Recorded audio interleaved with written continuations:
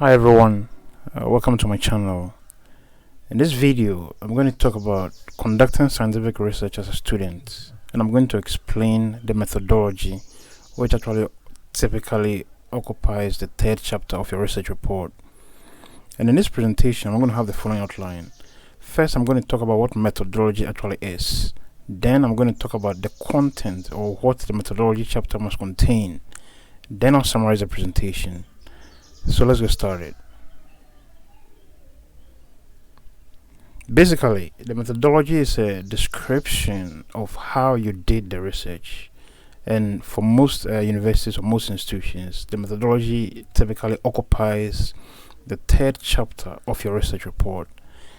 And in a methodology, basically you actually explain the principles and the processes that were used in conducting the research. You explain these in detail, and the methodology is actually put into the reports in such a way to enable any reader to understand the details of how the research was actually done.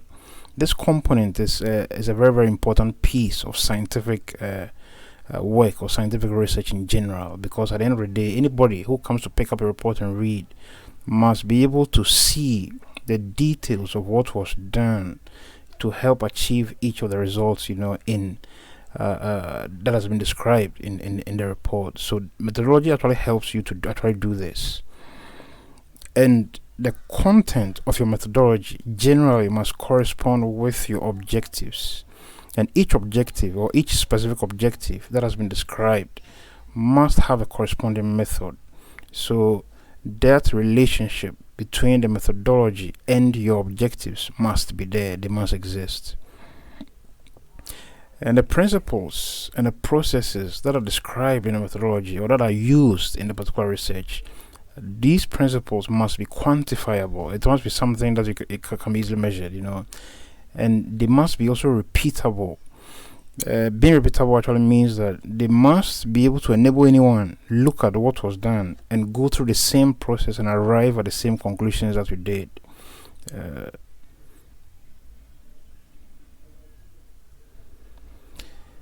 The methodology actually has the detailed descriptions of the scientific principles that were used to actually conduct the research.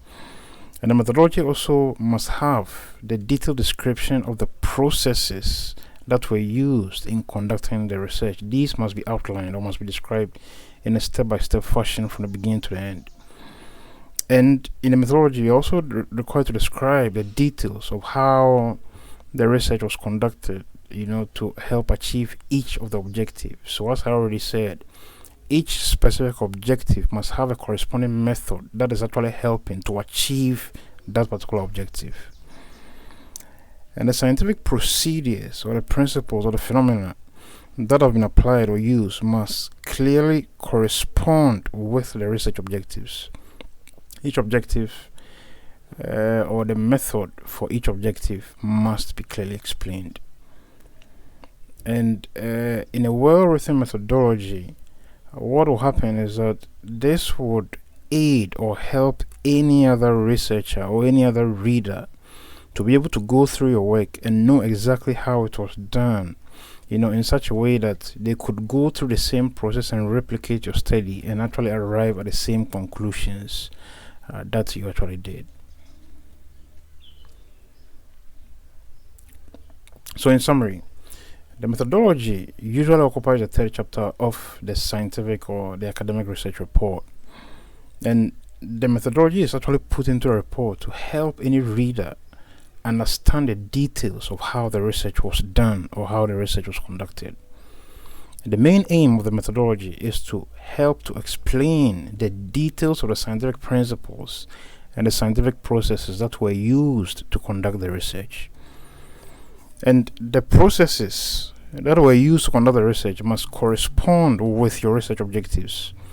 And the method for achieving each objective must be clearly explained. That relationship must be there. So each objective must have a corresponding method that is helping to achieve that particular objective.